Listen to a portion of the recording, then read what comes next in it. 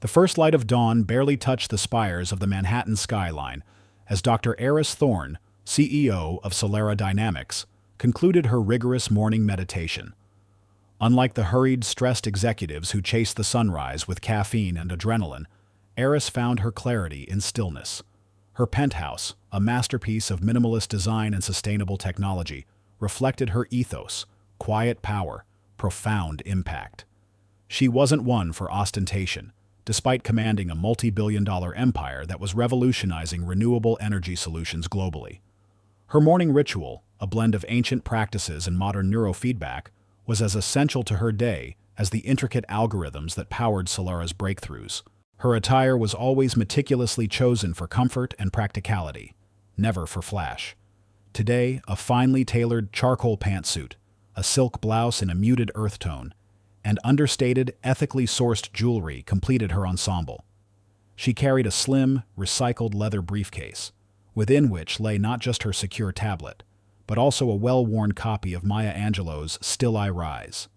She valued wisdom gleaned from experience, and her quiet strength was often found in the lessons of those who had navigated the complexities of identity and power before her. As the city outside fully hummed to life, Eris made her way to the executive lounge at JFK. She found her usual discreet corner, sipping a delicate herbal tea while immersing herself in her book. Her presence, though refined, often went unnoticed by the bustling crowd, a strategic advantage she frequently leveraged. She observed the subtle dance of human interaction, the unspoken power dynamics that played out in miniature dramas around her. Her gaze settled on a young woman, perhaps just out of college, struggling with an older, boisterous male executive at a nearby table.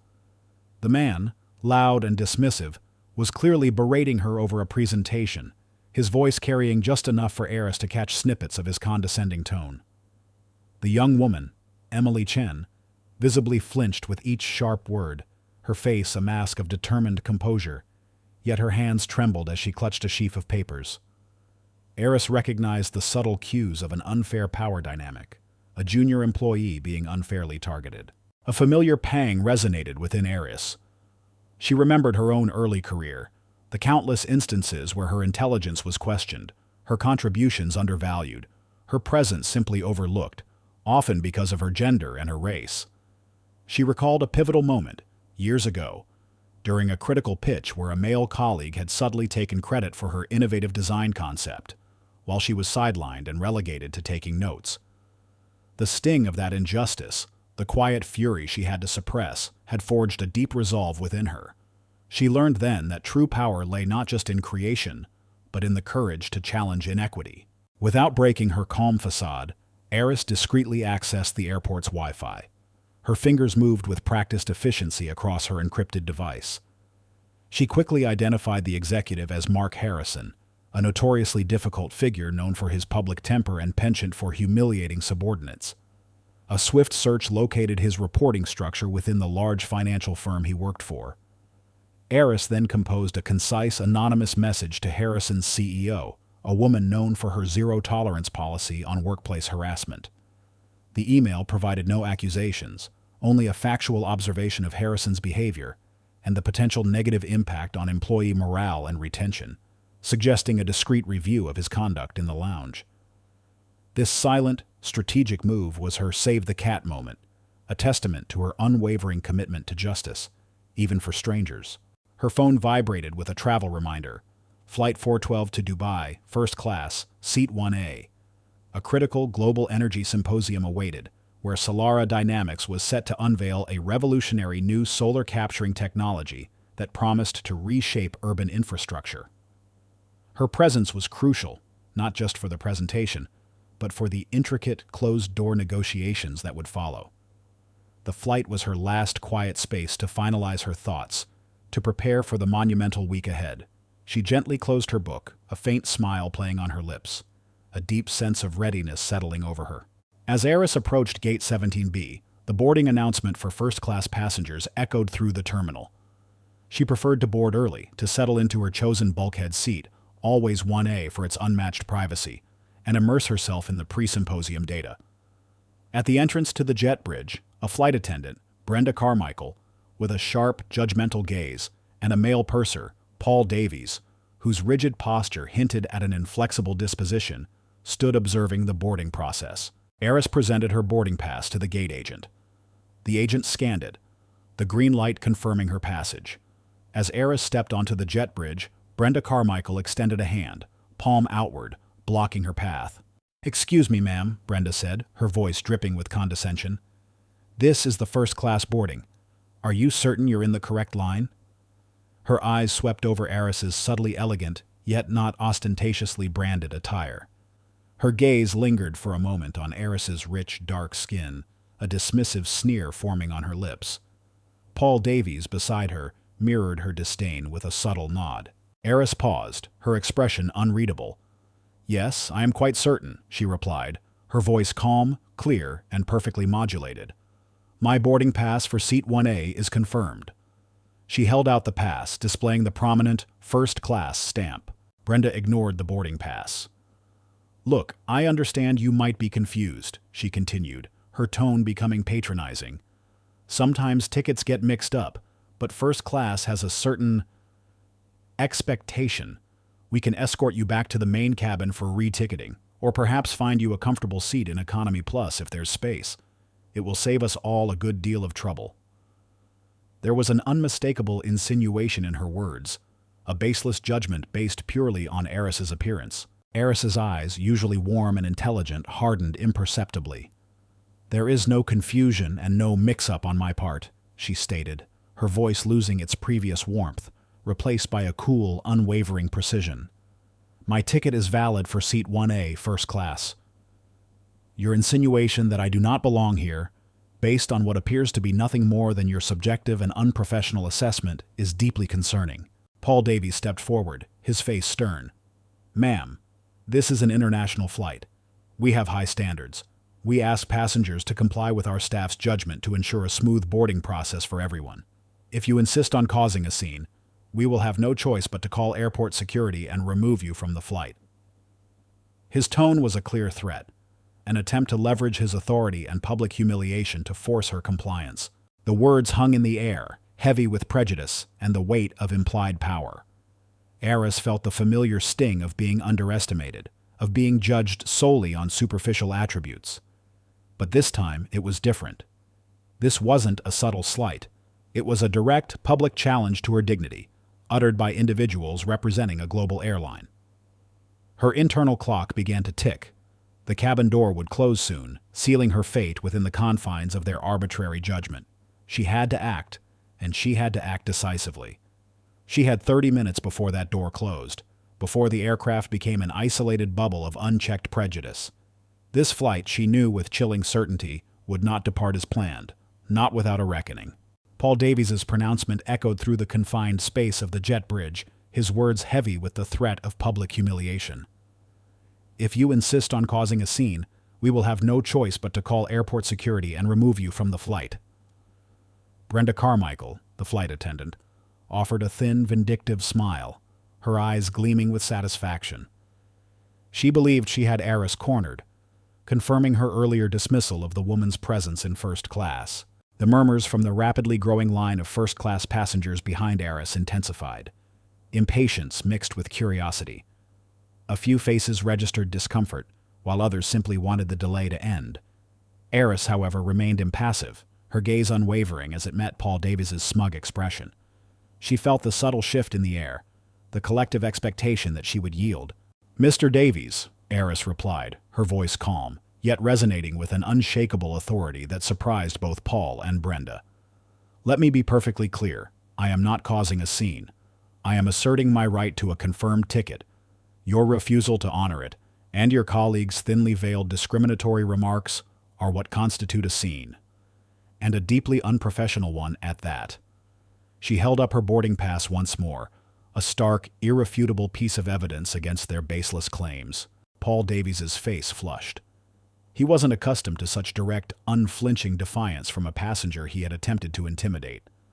"Ma'am, I am the purser on this flight, and my decision, along with the head flight attendants, is final.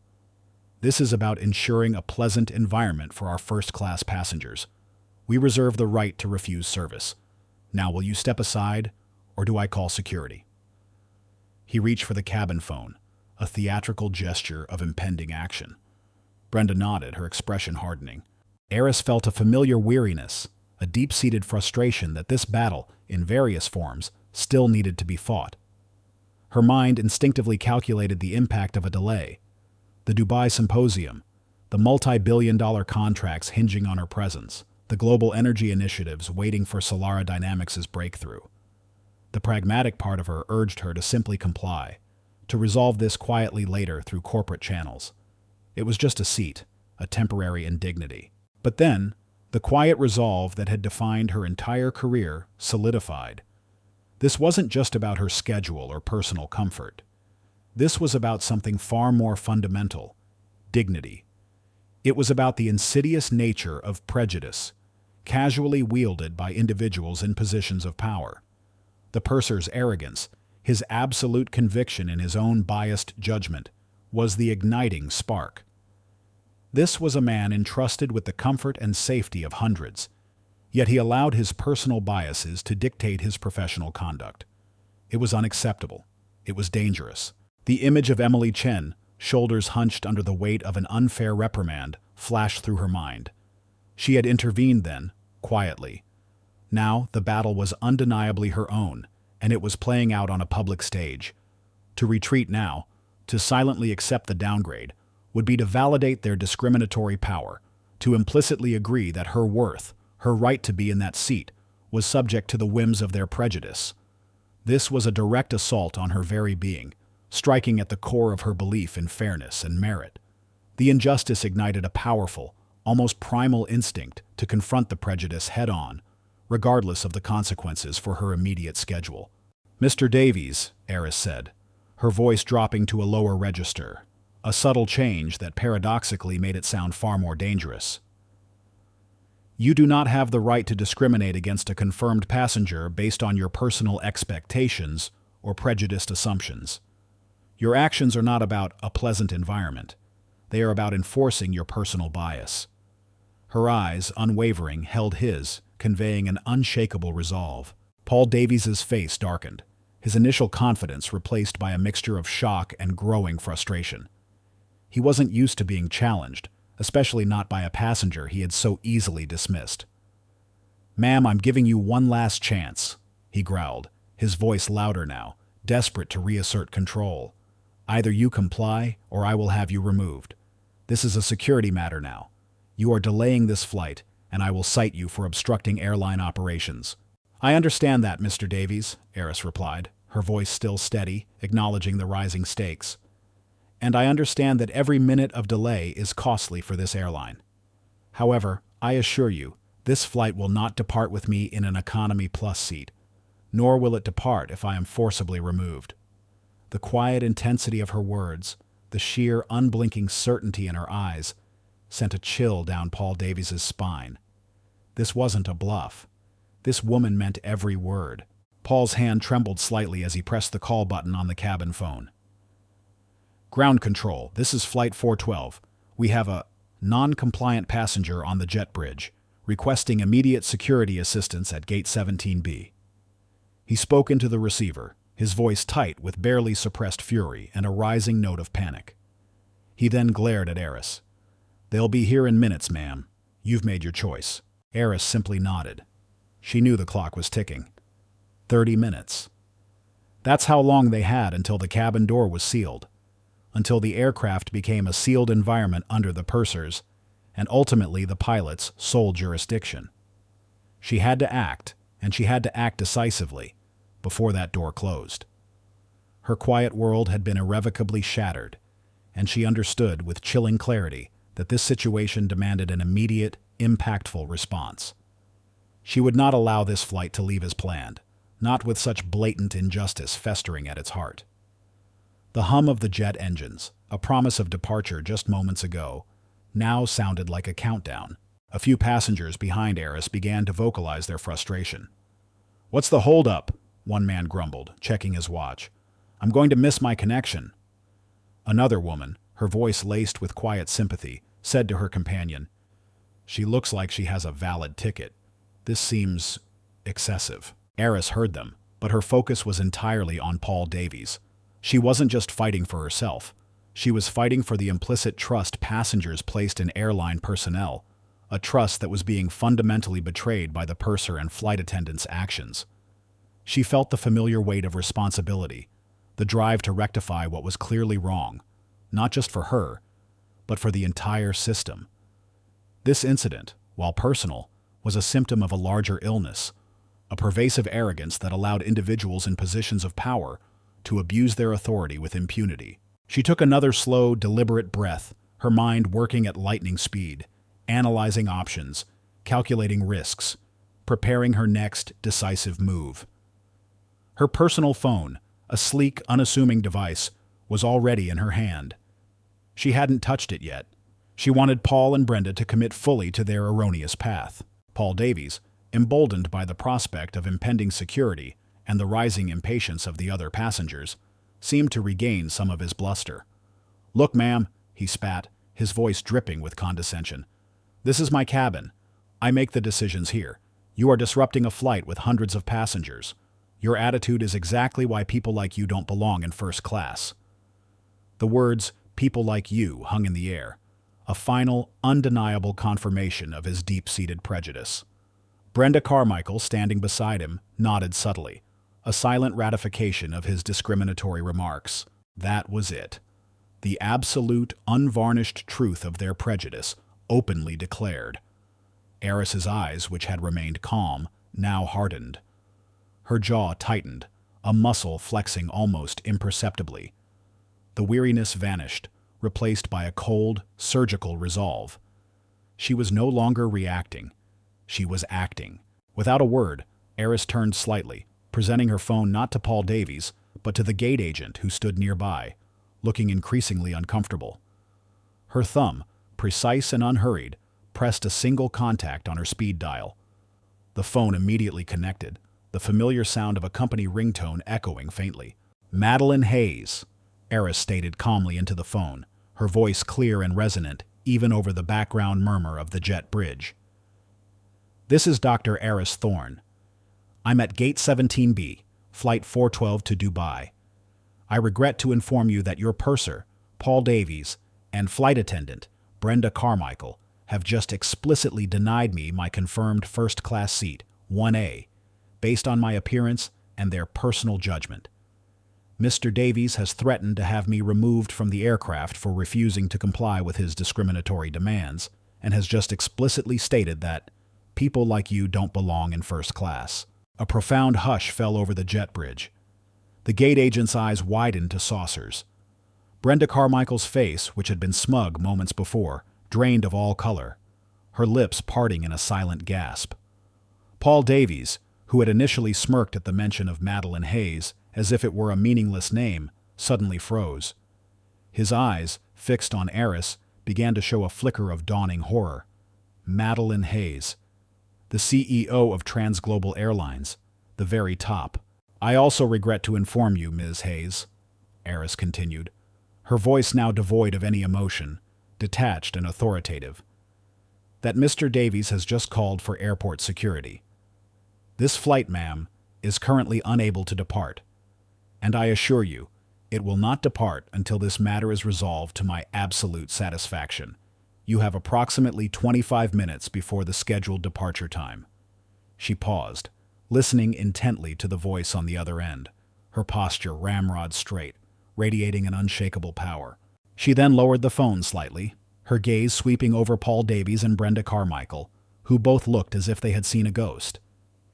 "I believe," Eris concluded into the phone, her voice chillingly calm, "that the integrity of your airline's entire operation is now at stake. Far more than just a single flight delay. I expect your immediate and decisive action." She listened for another moment, then, with a crisp, "understood," ended the call. The silence that descended upon the jet bridge was profound, broken only by the distant hum of airport machinery and the frantic beat of Paul Davies' heart. His face had gone from red to an alarming shade of ashen gray.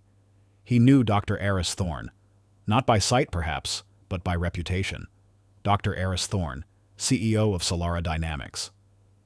The woman whose company's cutting-edge sustainability initiatives were highly publicized, whose personal wealth rivaled nations, and whose corporate travel contracts alone for Solara and its subsidiaries represented a staggering percentage of TransGlobal's annual revenue. The woman whose word, quietly spoken, could send seismic waves through global markets and corporate headquarters. His casual, prejudiced dismissal of a passenger had just become an existential threat to his own career and, potentially, to the entire airline's reputation.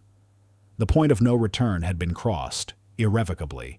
The purser's escalating rudeness and casual prejudice had pushed Eris beyond quiet acceptance, cementing the decision that the situation demanded an immediate, decisive, and impactful response.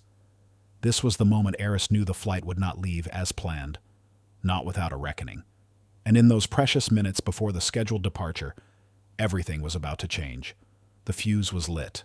The silence that fell over the jet bridge after Dr. Eris Thorne's phone call was not merely an absence of sound. It was a profound, almost audible shockwave. It resonated with the chilling clarity of a death knell for Paul Davies' career and Brenda Carmichael's professional standing. Paul Davies, his face a grotesque mask of dawning horror, looked as if he'd been struck. The confident bluster drained from him, replaced by a sickly pallor that highlighted the sudden sweat beading on his forehead. He had gone from dismissive authority to abject terror in the space of 30 seconds. Brenda Carmichael, standing rigid beside the purser, fared no better. Her initial smirk had contorted into a silent, gaping O of disbelief. Her eyes darted frantically between Eris, calm and formidable, and Paul Davies, whose composure had spectacularly disintegrated. The reality of the situation, the sheer magnitude of their colossal misjudgment, slammed into them both with the force of a runaway jet. They had just publicly insulted, threatened, and attempted to remove Dr. Eris Thorne, the CEO of Solara Dynamics, one of TransGlobal Airlines' most lucrative corporate clients, and a woman whose personal connections extended to the very top echelons of the airline's executive board. The other passengers, initially impatient or confused, now stood in stunned silence. Sarah Jenkins, the marketing professional who had witnessed the entire humiliating exchange, felt a surge of grim satisfaction. Her initial sympathy for Eris had morphed into profound awe. She knew who Eris Thorne was. Her name, even without the immediate context of Solara Dynamics, was a titan in the renewable energy sector, a quiet legend. To see her calmly, surgically dismantle the arrogant prejudice of individuals like Paul Davies and Brenda Carmichael, simply by speaking a few names, was nothing short of breathtaking. "Mr. Davies," Eris finally spoke, her voice cutting through the heavy silence like a scalpel, "I suggest you check your manifest.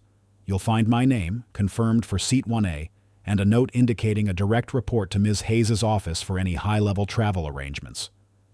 This isn't a non-compliant passenger, Mr. Davies. This is a confirmation." Her words were calm, but they carried the weight of an unassailable truth, an undeniable challenge to the purser's authority that far surpassed mere rank. Paul Davies, still visibly shaking, fumbled for his tablet, his fingers clumsy as he navigated the digital manifest. His eyes, wide with panic, scanned the list of first-class passengers. His gaze stopped abruptly at Thorne, Eris. He saw the notation, small but clear, indicating the special protocol for her travel. A wave of nausea washed over him. He had not only been wrong, but he had been belligerently, prejudicially wrong, against one of the most powerful and influential figures in global business. Every ounce of his previous arrogance had evaporated, replaced by the chilling certainty of his impending ruin. "Dr. Thorne," Paul Davies stammered, his voice hoarse, barely a whisper. He looked up, his face a mask of desperation. I profusely apologize. There has clearly been a grave misunderstanding on my part. I regret my words, my actions. Please accept my deepest apologies. This is entirely my mistake." He tried to extend a conciliatory hand, a pathetic attempt to reverse the damage. His desperate words were not born of genuine remorse, but of sheer terror for his career. Brenda Carmichael, recognizing the futility of Paul's apologies, and seeing her own fate rapidly approaching, made a desperate attempt to salvage her position.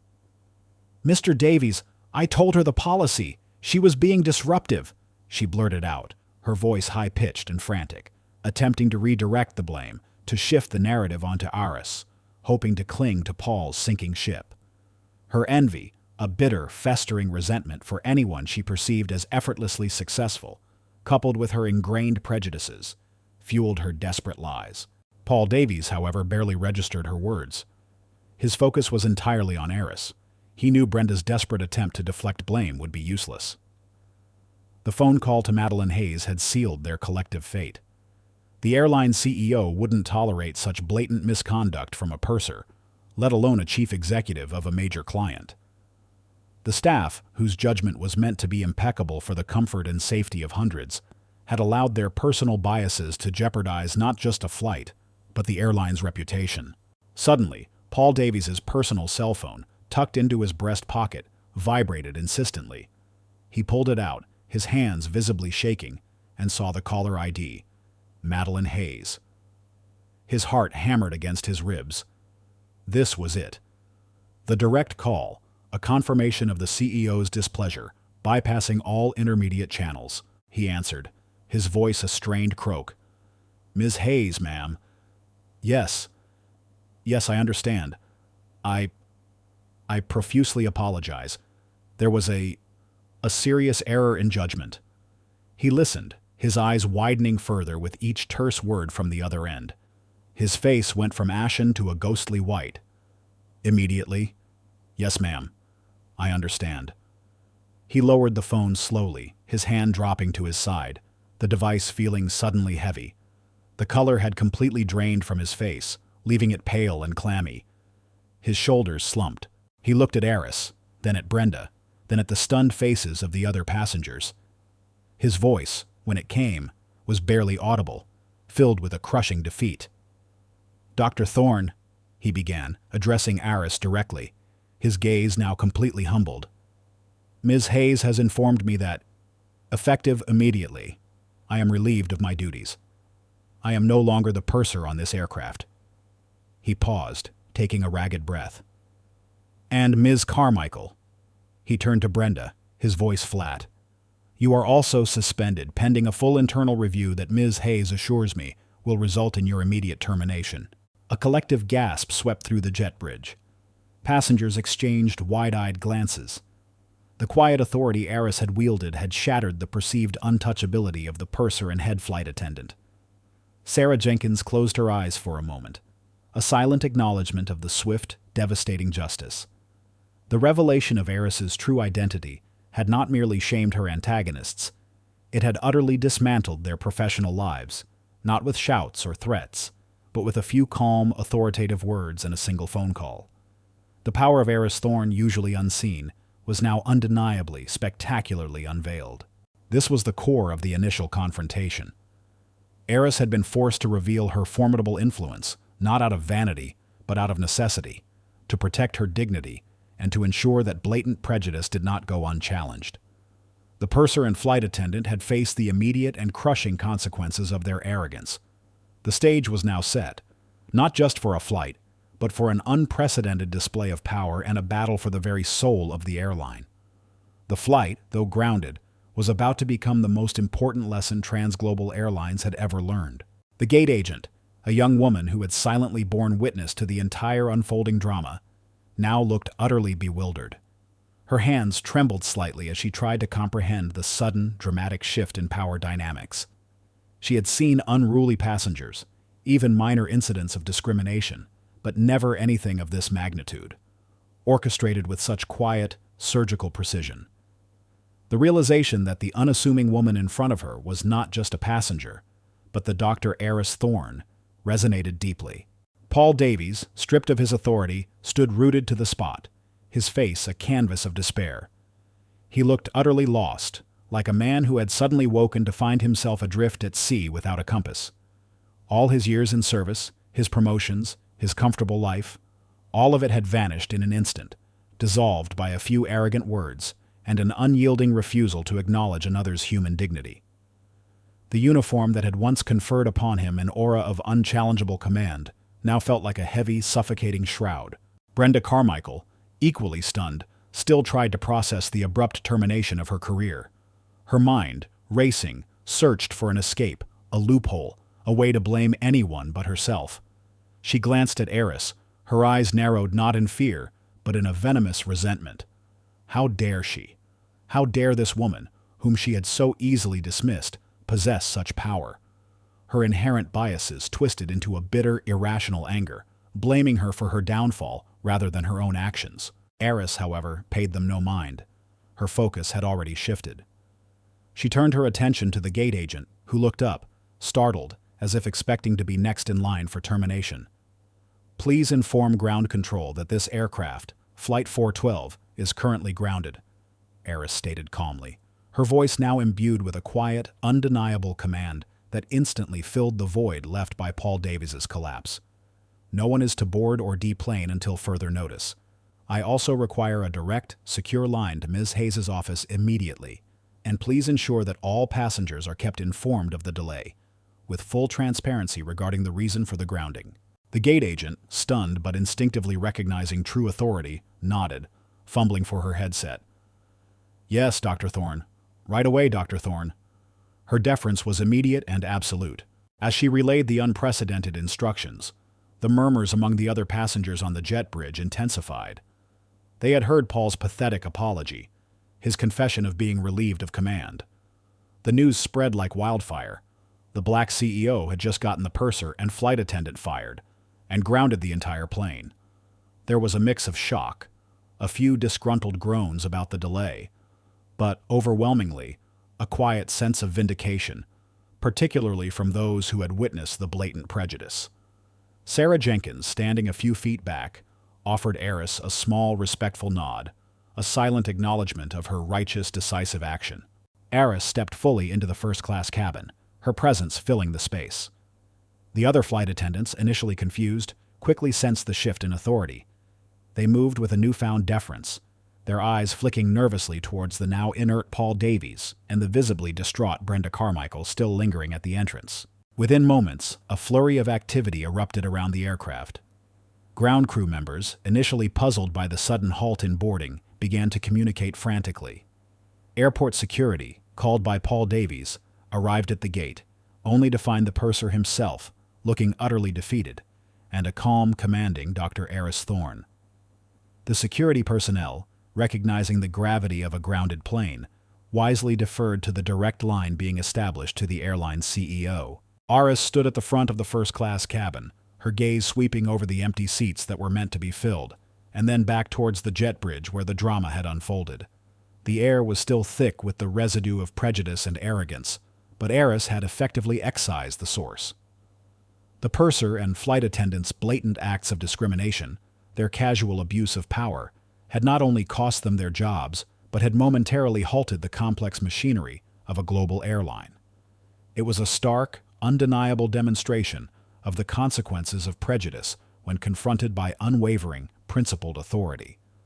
The flight, though grounded, was about to become the most important lesson transglobal airlines had ever learned.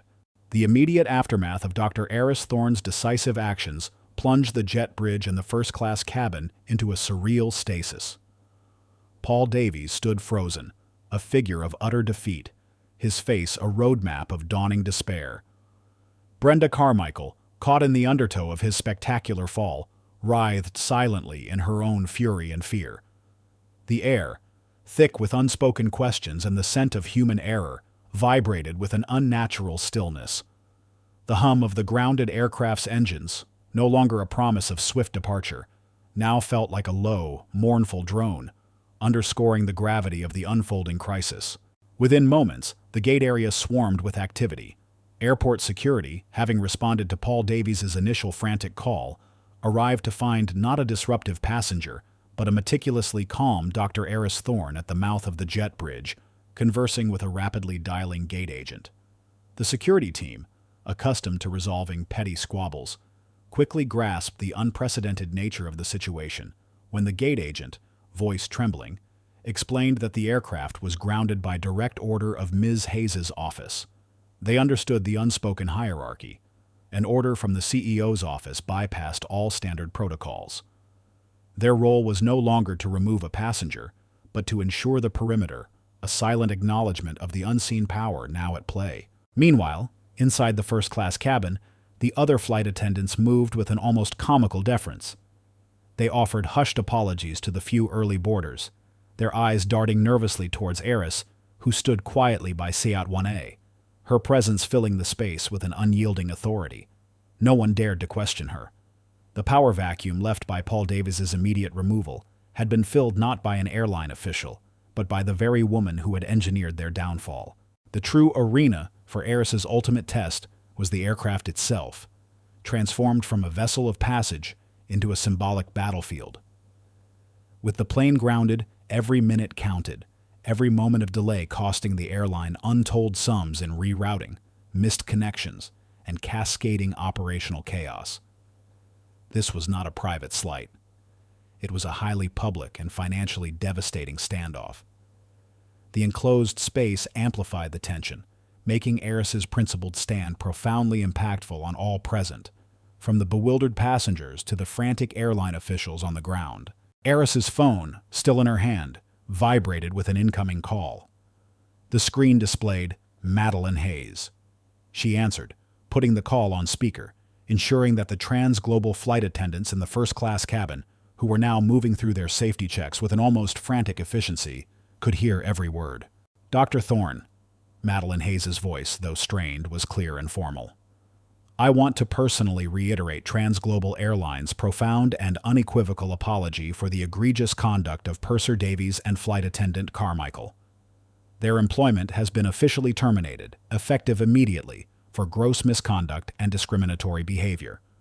We are issuing a public statement to this effect as we speak." Eris allowed Madeline to speak, her gaze steady. She then responded, her voice calm, yet resonating with an unyielding conviction that commanded attention. "Ms. Hayes, the statement and the agreement are satisfactory for now. However, I want to ensure that the message is crystal clear to every employee of Transglobal Airlines, not just those at headquarters. What happened here, today, was not an isolated incident of misconduct. It was overt, systemic prejudice displayed by individuals in positions of power. It will not be tolerated. This committee, under my leadership, will ensure that this incident serves as a permanent, undeniable lesson for your entire organization. There will be zero tolerance for discrimination, from the top down." Madeline's response was immediate and surprisingly firm. "Understood, Dr. Thorne. Absolutely. I will personally address every level of our organization, and I will ensure that Purser Davies's and Ms. Carmichael's actions and their subsequent termination serve as an example of what will happen to anyone who engages in such behavior. This is a new chapter for Transglobal. Thank you for holding us accountable." Eris ended the call. The flight attendants exchanged wide-eyed glances, their faces a mixture of shock, fear, and a dawning understanding. They had just heard their CEO confirm the immediate, definitive firing of a purser and a senior flight attendant, all orchestrated by the woman now sitting calmly in seat 1A. It wasn't a rumor. It was a confirmed, public, and absolute termination. As the plane taxied towards the runway, Eris pulled out her tablet. She opened the official Transglobal Airlines website. There, prominently displayed on the homepage, was the newly released press statement. It was a stark, unapologetic admission of guilt, detailing the incident, confirming the terminations, and outlining the sweeping reforms to come, all under the direct oversight of Dr. Eris Thorne. She briefly showed the screen to a flight attendant passing by, whose face paled as she read the damning words. This wasn't just vindication, it was a public reckoning. Then, she felt it. The subtle shift in the cabin's atmosphere. The initial annoyance from other passengers had morphed into quiet curiosity during the confrontation, then to stunned silence as they witnessed the purser's downfall. Now, as the plane gained speed down the runway, there was a palpable sense of awe, even admiration. People began to turn in their seats, casting discreet, respectful glances towards Eris. A few offered small, almost imperceptible nods. Sarah Jenkins, from her seat a few rows back, caught her eye and offered a warm, genuine smile, her eyes conveying a depth of respect that transcended mere professional admiration. The purser and flight attendants' reactions were devastatingly final. As the plane began its ascent, lifting away from the tarmac, Paul Davies was being escorted off the jet bridge by airport security, his uniform jacket removed, his career irrevocably ended. Brenda Carmichael, clinging to the last shreds of her dignity, was also led away, her pleas falling on deaf ears. Their professional lives had been publicly, spectacularly destroyed, and the reason was clear. Their blatant prejudice, unmasked by Dr. Eris Thorne's unyielding demand for justice. The moment the wheels lifted off the ground, Eris closed her eyes for a brief second. She felt the rumble of the engines, the sensation of upward motion, and a profound sense of catharsis. She had not only secured her rightful seat, not only grounded a plane, not only gotten a discriminatory purser and flight attendant fired on the spot, but she had leveraged that raw, immediate power to force a global corporation to confront its deepest biases. The truth, unassailable and undeniable, had prevailed. The immediate aftermath of Dr. Eris Thorne's decisive actions plunged the jet bridge and the first-class cabin into a surreal stasis. Paul Davies stood frozen, a figure of utter defeat, his face a roadmap of dawning despair. Brenda Carmichael, caught in the undertow of his spectacular fall, writhed silently in her own fury and fear. The air, thick with unspoken questions and the scent of human error, vibrated with an unnatural stillness. The hum of the grounded aircraft's engines, no longer a promise of swift departure, now felt like a low, mournful drone, underscoring the gravity of the unfolding crisis. Within moments, the gate area swarmed with activity. Airport security, having responded to Paul Davies's initial frantic call, arrived to find not a disruptive passenger, but a meticulously calm Dr. Eris Thorne at the mouth of the jet bridge, conversing with a rapidly dialing gate agent. The security team, accustomed to resolving petty squabbles, quickly grasped the unprecedented nature of the situation when the gate agent, voice trembling, explained that the aircraft was grounded by direct order of Ms. Hayes's office. They understood the unspoken hierarchy. An order from the CEO's office bypassed all standard protocols. Their role was no longer to remove a passenger, but to ensure the perimeter, a silent acknowledgement of the unseen power now at play. Meanwhile, inside the first-class cabin, the other flight attendants moved with an almost comical deference. They offered hushed apologies to the few early boarders, their eyes darting nervously towards Eris, who stood quietly by Seat 1A, her presence filling the space with an unyielding authority. No one dared to question her. The power vacuum left by Paul Davies's immediate removal had been filled not by an airline official, but by the very woman who had engineered their downfall. The true arena for Eris's ultimate test was the aircraft itself, transformed from a vessel of passage into a symbolic battlefield. With the plane grounded, every minute counted, every moment of delay costing the airline untold sums in rerouting, missed connections, and cascading operational chaos. This was not a private slight. It was a highly public and financially devastating standoff. The enclosed space amplified the tension, making Eris's principled stand profoundly impactful on all present, from the bewildered passengers to the frantic airline officials on the ground. Eris's phone, still in her hand, vibrated with an incoming call. The screen displayed Madeline Hayes. She answered, putting the call on speaker, ensuring that the transglobal flight attendants in the first-class cabin, who were now moving through their safety checks with an almost frantic efficiency, could hear every word. Dr. Thorne, Madeline Hayes's voice, though strained, was clear and formal. I want to personally reiterate Transglobal Airlines' profound and unequivocal apology for the egregious conduct of Purser Davies and flight attendant Carmichael. Their employment has been officially terminated, effective immediately, for gross misconduct and discriminatory behavior. We are issuing a public statement to this effect as we speak, which also details our full commitment to the new Diversity and Inclusion Committee, which we are honored you will chair. Eris allowed Madeline to speak, her gaze steady. She then responded, her voice calm, yet resonating with an unyielding conviction that commanded attention. Ms. Hayes, the statement and the agreement are satisfactory for now.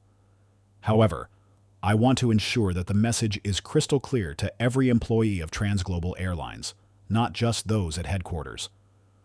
What happened here, today, was not an isolated incident of misconduct.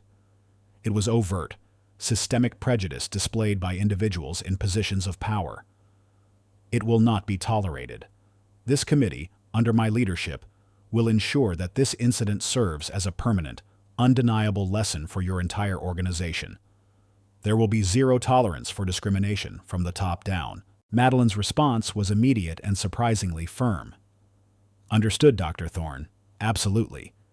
I will personally address every level of our organization, and I will ensure that Purser Davies's and Ms. Carmichael's actions and their subsequent termination serve as an example of what will happen to anyone who engages in such behavior. This is a new chapter for TransGlobal. Thank you for holding us accountable.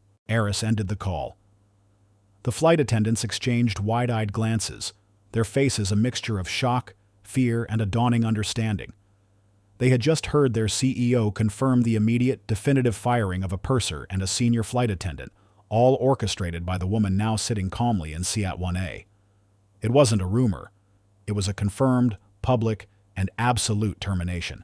As the plane taxied towards the runway, Eris pulled out her tablet. She opened the official TransGlobal Airlines website. There, prominently displayed on the homepage, was the newly released press statement.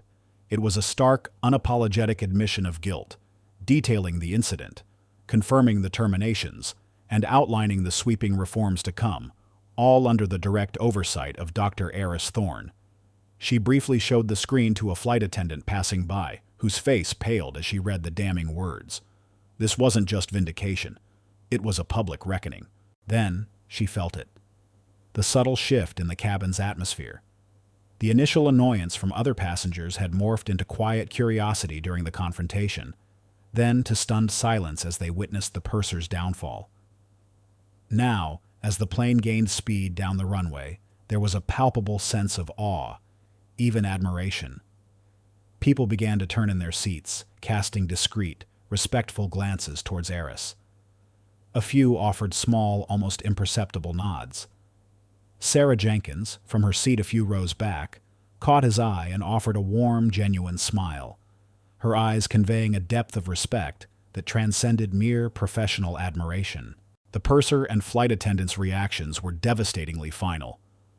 As the plane began its ascent, lifting away from the tarmac, Paul Davies was being escorted off the jet bridge by airport security, his uniform jacket removed, his career irrevocably ended.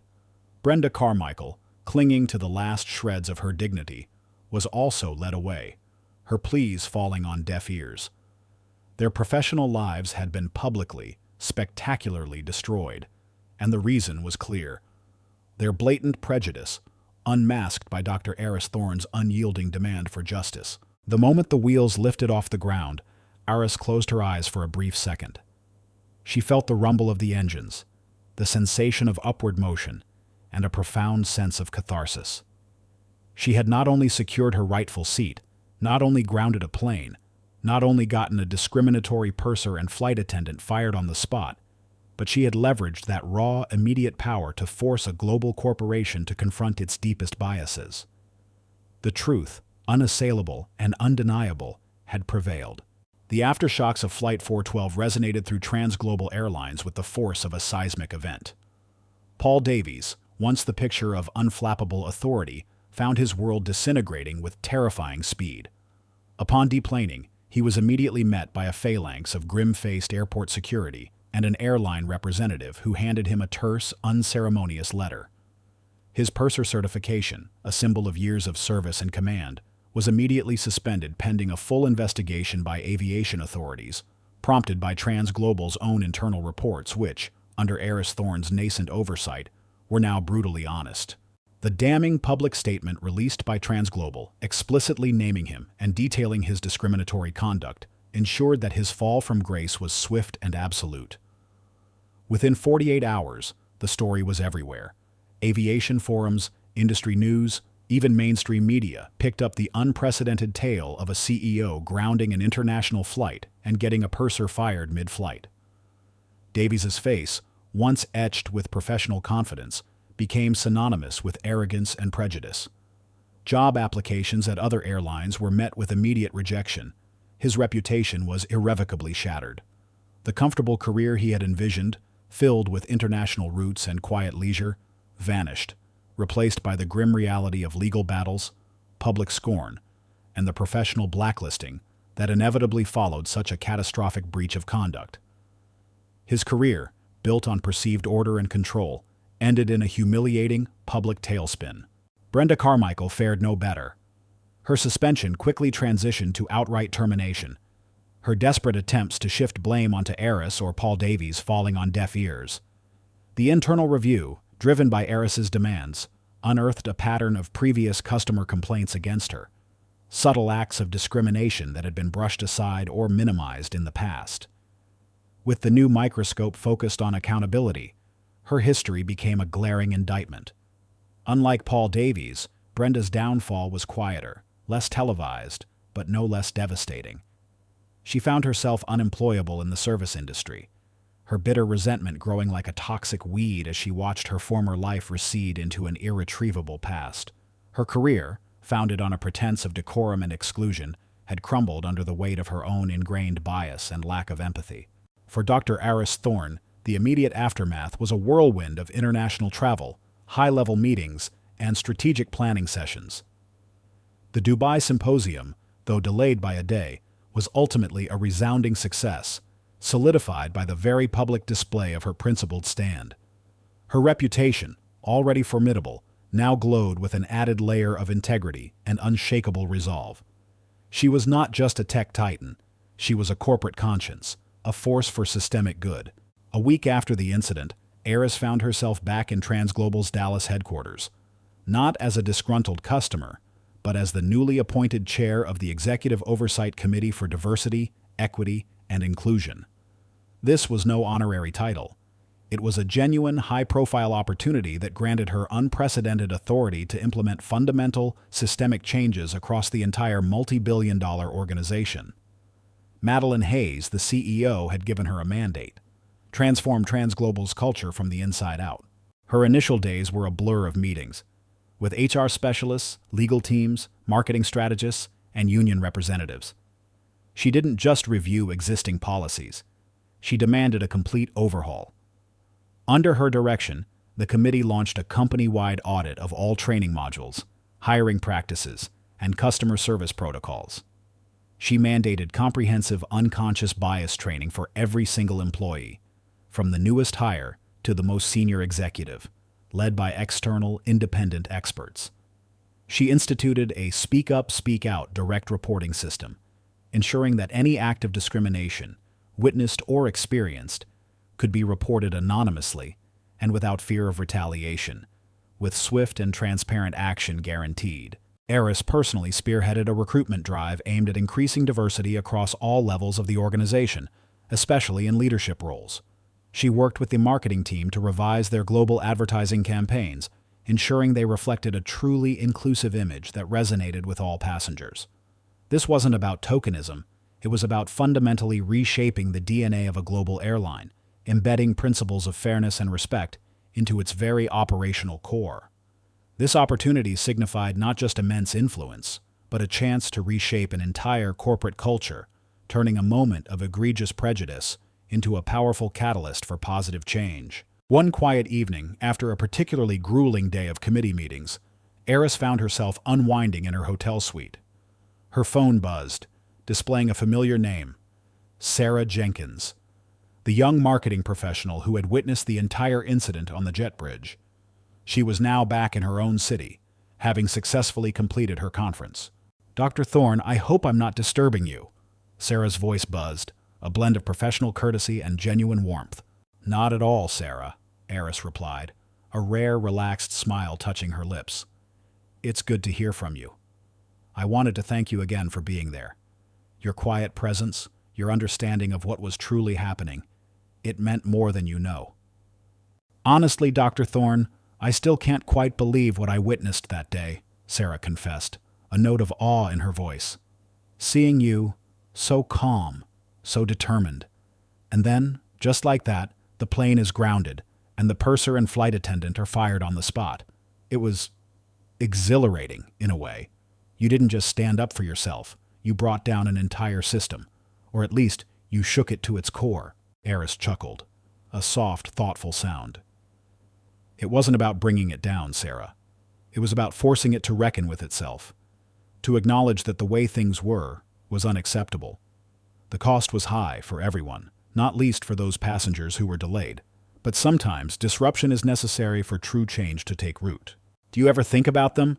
Paul Davies and Brenda Carmichael? Sarah asked, her voice softer, more reflective. I do, Eris admitted, her tone devoid of malice or triumph. Not with anger, but with a sense of regret for the path they chose. Their downfall was a direct consequence of their own actions and biases. It's a harsh lesson, but a necessary one for the larger institution. My focus now is on preventing such incidents from ever happening again, on ensuring that their mistakes serve as a permanent deterrent, not just for individuals, but for the culture itself. It's incredible what you're doing with the committee, Sarah continued, her admiration clear. You've turned a terrible incident into something truly transformative. You could have just settled, taken a payout, but you chose something so much bigger. That's the true cost, and the true reward, of standing for something, Sarah, Eris mused. It's never easy. It often requires you to sacrifice your comfort, your time, even your anonymity. But the satisfaction of knowing you've made a tangible difference, that you've created a more just and equitable space for others, that's invaluable. It's the only kind of first-class experience that truly matters. Their conversation flowed, a quiet, profound reflection on the unexpected turn of events, the true cost of standing up for justice, and the deep satisfaction of creating positive change. It reinforced their shared values, a quiet bond forged in the crucible of conflict. For Eris, this dialogue was a vital anchor, a reminder that while the grand systemic changes were paramount, the human connection, the shared understanding of dignity and fairness, was the enduring legacy. The new calm wasn't just corporate peace. It was the profound internal peace of a woman who had not just won a battle, but had set a new course for an entire industry. 5 years later, the once unassuming Dr. Eris Thorne stood on a brightly lit stage, not in a sterile corporate boardroom, but before a rapt, diverse audience of thousands. The hum of the airport lounge, a distant memory, had been replaced by the electrifying buzz of a packed auditorium filled with aspiring leaders, seasoned executives, and young professionals from every conceivable background. Her face, still reflecting that quiet intensity, was now widely recognized. Her name was no longer just synonymous with technological innovation. It had become a beacon for justice, a symbol of resilience, and an embodiment of profound systemic change. Her life, once a meticulously controlled blend of high-stakes business and cherished solitude, had blossomed into a vibrant tapestry woven with purpose and profound impact. Solara Dynamics continued its meteoric rise, pioneering ethical AI solutions that were reshaping global industries and securing its position as a philanthropic powerhouse. Yet, her proudest achievement lay not in quarterly reports or market capitalization, but in the tangible, undeniable transformation she had spearheaded at Transglobal Airlines, the Eris Thorne Task Force for Equitable Air Travel.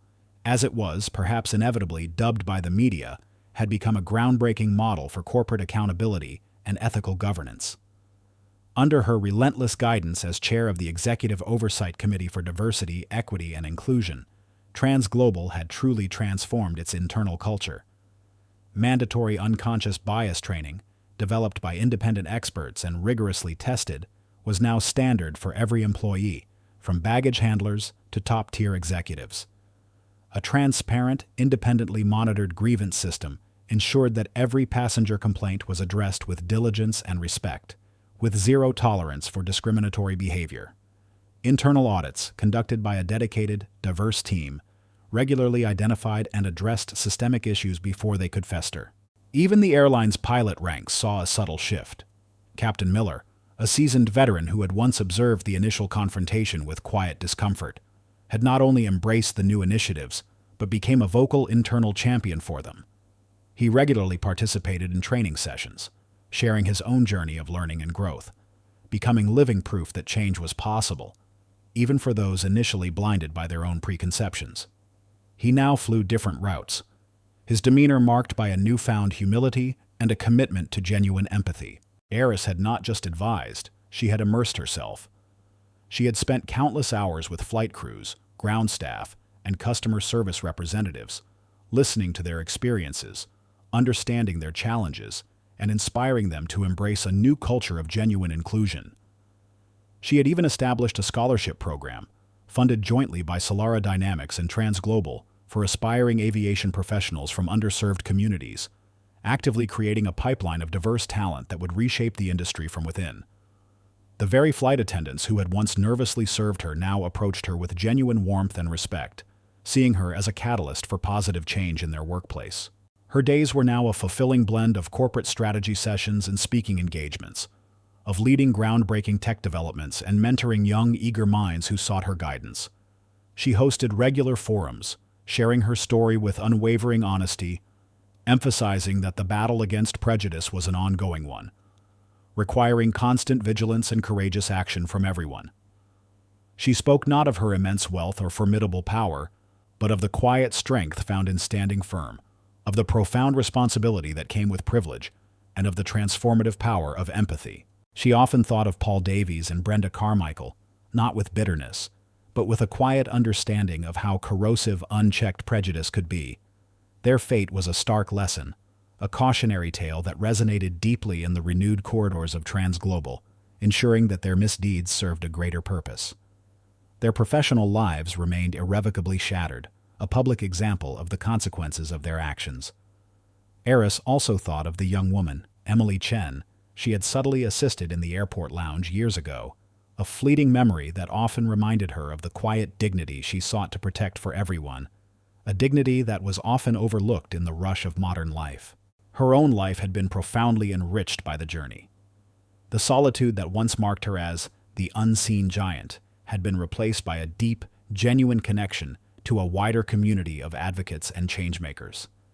She found immense joy in seeing the fruits of her labor, not just in the booming success of Solera Dynamics, but in the ripple effect of positive change that extended far beyond the confines of boardrooms and balance sheets. She had leveraged a moment of personal affront into a blueprint for corporate ethics, impacting thousands of lives for the better. Her current speech was nearing its end. She spoke of legacy, not just in terms of what one builds, but in how one impacts the lives of others. My journey, she concluded, her voice resonating with quiet conviction, began with a moment of indignity, a moment where I was underestimated and dismissed simply because of how I looked. But that moment, rather than crushing me, became a crucible. It taught me that our greatest challenges often hold the seeds of our greatest opportunities. It taught me that true power isn't about what you possess, but about how you use it to lift others up, to dismantle barriers, and to light a path for those who come after you. She paused, a subtle, knowing smile gracing her lips. So, the next time you board a plane, or walk into a room, or encounter someone who looks different from you, remember this: every interaction is an opportunity to choose kindness over judgment, respect over prejudice, and to recognize the inherent dignity in every single person. That is the true first-class experience for all of us. As the applause erupted, a powerful, uplifting roar filling the auditorium, Dr. Eris Thorne looked out at the sea of faces, her gaze settling on a young woman in the front row, her eyes shining with inspiration. She had paid it forward, not just with money or influence, but with her lived experience, transforming a bitter incident into a wellspring of hope. She stepped back from the podium, the spotlight softening around her, a silent, powerful testament to the quiet roar that had changed a company, inspired a generation, and etched a lasting legacy of resilience and justice. If this story stirred your heart, if it reminds you that courage can alter destinies and that light always finds a path even in the deepest darkness, please leave a comment. Share this story with those who need inspiration. Like, subscribe, and hit the bell to never miss our upcoming narratives that delve into the profound human spirit and the power of unseen heroes. Thank you for joining the journey.